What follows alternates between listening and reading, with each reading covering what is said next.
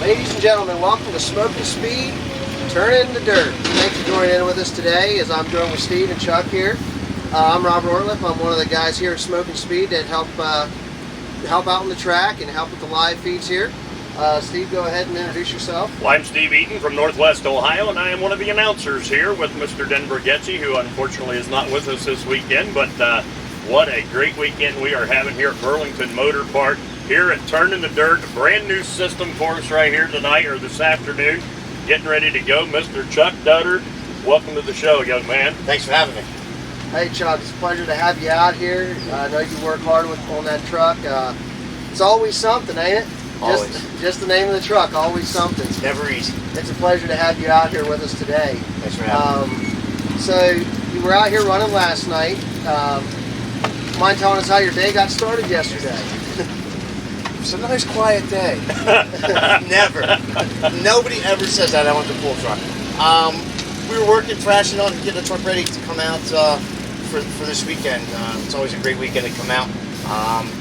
Kind of had a schedule, had the truck ready to go up on the trailer, went home to pack a bag to come out, and went back to the shop to load the truck up, and not the right footwear. You should always be dressed for the occasion. But I decided to wear a pair of shorts and some boat shoes, and I have a open drive line with a pretty stiff clutch, and my foot slipped off, and I wound up at the ER getting some stitches in my foot. So I had a good excuse for being late. Well, we thought you were going to say you had flip-flops on or something when you loaded it, instead of the boat. Crocs. Crocs, yeah. Crocs Lift your without the truck with four-wheel your drive truck. on. Boy, what a picture that would be, wouldn't it? Put it on the live screen up there. That was great. Chuck and his crew.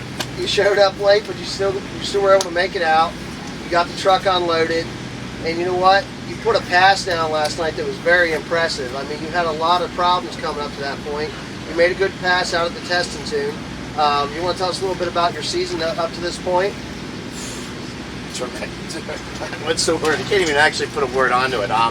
We went an open drive line this year. We got rid of the Allison. I run a Dormax. I run an 06 Chevrolet with a Dormax engine in it. We ran Allison last year when we jumped up to the 3.0 class.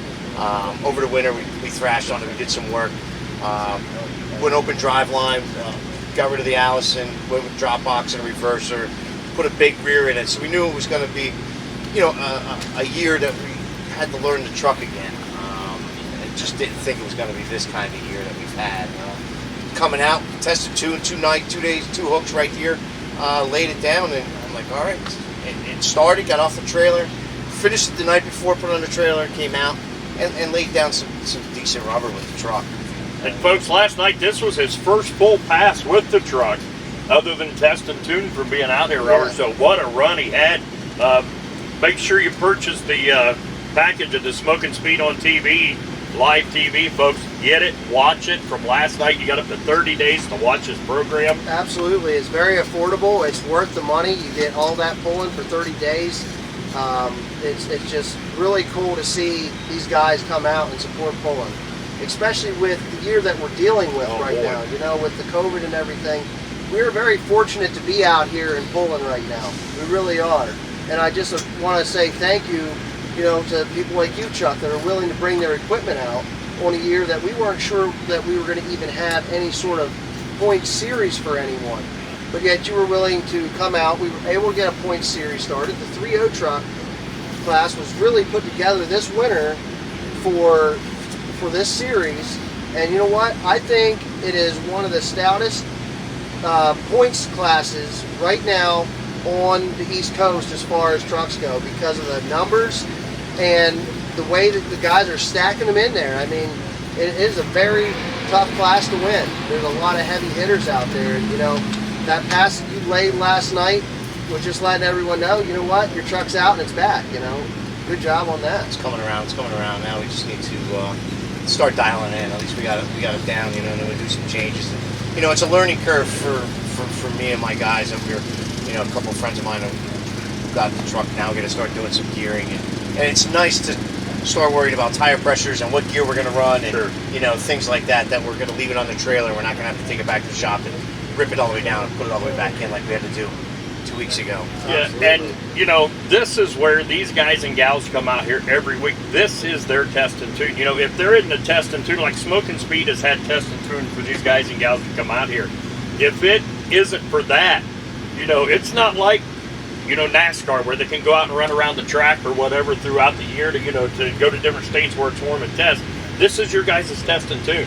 When you come out here, you hook onto the sled, whether it's 60,000, 80,000 pounds, whatever it is, after we get them weighted down, this is your test and tune. So it's either go or no. Correct. Sometimes you get here, you work all week to get anything you got it ready to go. You get it off the trailer, you get it hooked to the sled, boom, something happens. You're back on there, you're driving 3.5 hours back home, and then, okay, you fix your mistake, well, let's go it again. Following weekend, you drive another 2.5, 3 hours wherever you're going to go, and it's not you get a do-over. It's this is it. Okay, it didn't work. Let's try something different. Yeah, as far as in the motorsports world, it is hard to test your equipment at home because you don't have what it takes. In order to get a sled to one of these shows, there are sled companies out there who are, renting these sleds to people so they can have these shows. Well, you can't just have a sled guy show up at your place. Just one, a lot of people don't have the room to put a track in. So you're tested, it's like you said, absolutely. Bring it out here. You don't know if you're going to make it or break it, and that's just the name of the game. There is very few adjustments that you can make beforehand before you got that run in, to know what you need to do. I know last year before we went to Georgia, we were changing out the AR, and we hooked up to the triaxle. I have a couple triaxles where we actually hooked up to the triaxle, put some weight on it to try to spool it up to make sure that we weren't going to drive to Georgia and not be able to light this charger up. Yeah, absolutely. Yeah, it's a lot of fun. It's really cool.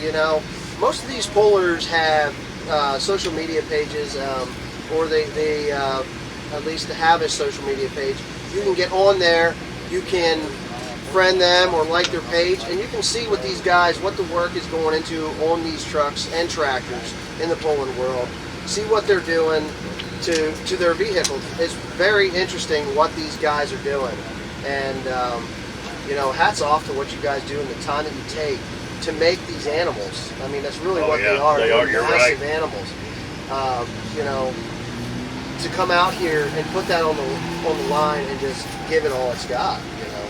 And folks, when you come to these polls like this every weekend, like we do, throughout the summer, and like Robert said, this year has not been an exceptional year at all. I mean, it has been, we don't know if next week we're going to go somewhere else or not. Exactly. This is just what, we're taking it week by week right now, for this stupid virus thing. And it's just, when you people come out to an event like this, go back and talk to the drivers. Yeah. Go back and talk to the pulling teams, whether it's a man, woman, whatever. These people are tickled to death to be able to explain to you about their vehicle, about their motor, about their transmission, what class they're running. You guys are more than happy to sit and talk to them. I remember coming up and we would go to some of these events and we'd be walking through the pits, and some of the big heavy hitters now are like the 326 trucks. And you just sit there and you're just, take a look, open the door, and show this is what we have, this is how we do it. And more than happy to share, 98% of what they've done to their trucks, because everybody always has a little thing here that they do, that works for them. It may work for a Dodge, and it may not work for a Chevrolet like I run. I'm one of the small people that's not running a Cummins. I mean, there's very limited door maxes in the pits, but the pits are always open for the fans to come in, walk around, take a look at the trucks, see what they got running, take a look at their favorite guys, and we're always hanging out. We just got done having a barbecue over at the pits. Oh, and you didn't invite. Where was we at? Listen, I mean, what's going on here? I thought the tech crew was coming. I was trying to offer some barbecue chicken to the tech crew. He's throwing chicken down on there, and I'm walking up. I'm like, okay, I come over later this afternoon. He's going to keep it to himself over here. He's not going to say anything. So it's always a good time, and it is. Everybody hangs out and, and does. I mean, more than happy for you to somebody thinking about getting into it, somebody that's not married. Oh no! Does that have a big? Well, maybe I'll not show this if your wife's going to look at it or whatever. But does that have a big determination on what's going on here? True story. True story. We melted an engine down 2 weeks ago here, and I had to go out to Indiana and pick a new engine up. So that week was, and I let my wife and daughters know that. Listen, I'm going to be down the shop. And in the middle of working on these trucks, running a full-time company as well. Sure. You know, we do this at night and weekends, and they had an intervention with me on the couch. So one day, it didn't turn out to that. They're like, we don't see it. We don't. I'm like, listen, it's running, it's up and good. We should be good.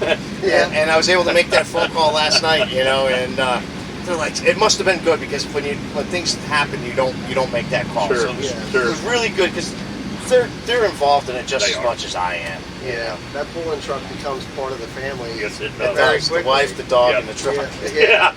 So when you melted your engine down, about how many days did it take you to tear that out, get your new engine set up, put in, and get the tweaks done to make sure that you were ready to come out? Start to finish, 2 weeks.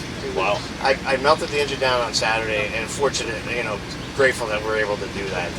We have some great guys behind the scenes that I've grown relationships with, and was able to make that phone call on Monday morning and say, hey, listen, Mark, what do you have? This is the damage I have. Send a couple videos, data log, and so that was Monday morning. I found that the motor was ruined that evening. I was in my truck driving to Indiana. Yeah. And back home on Tuesday. That's awesome. Yeah. You got that done, and you come out in the pass you made. I want to touch a little bit on your 3.0 class. As far as I said, the competition is pretty stiff. We talked about it, and the payouts and everything. How do you feel about all that? How do you feel about the class in general? The 3.0 class, it's probably the best class, in my opinion, the best class of guys. Last year we had a really, really small class of guys. A lot of people on the outside of the fringes working on their trucks, but everywhere we went, we kind of follow around Sarah, Leroy, I think he's going to be up here talking with us, and guys that were building an engine, and I've only been pulling about 4 or 5 years in that, and I quickly went through it. I started with the work stock. I'm like, this isn't for me. Went to a 2.5. I'm like, this isn't for me. I have enough drama and all that at home, with my business and things like that I didn't want to come to the track and do that. And I felt when I jumped up to the 3.0 class, that's where I felt like, this is my class. You know what I mean? Yeah. Just quickly became friends with the guys in there, and traveled around, and I didn't know anything. You see me, I come in one time with my 2.5 truck running with the big boys going on. I just drove 3 hours. I'm ready to go. Where can I go? And then just, they come up there and they're like, oh dear Jesus, we got one of these. and that's what it took, sitting there until the very last pass to get an exhibition. Sure. And that's what's nice about Smoking Speed is if you have a truck, there is a spot that you should be able to fit into. Sarah will always find a spot. Sarah will find a spot for you. That's what makes it nice about here. Because there are a lot of other pulling leagues out there, but they run certain classes, and there's nothing wrong with that at all. Each to their own. One thing is Sarah has dedicated a lot to trucks, which helps the truck world out, and it gives pretty much anyone a shot at pulling their vehicle, whether it be from street the whole way up to super stock trucks. And this 3.0 class, you guys know just as well as I do, it is really starting to gain momentum. It is just not just here on the East Coast, but even back home. It's going like gangbusters.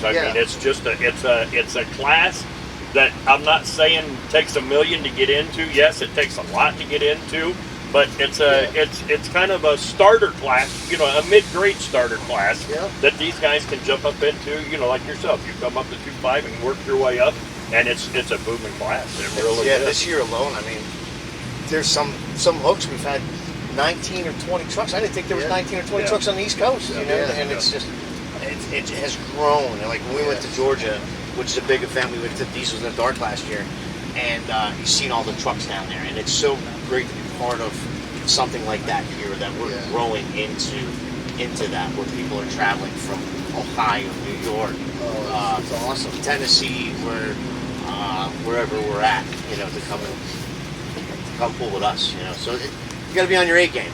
We're getting there. Well, we're pulling again tonight. Any tricks up your sleeve for tonight, or are you going to keep them all to yourself? No, we're just going to let it run. We're going to let her eat tonight.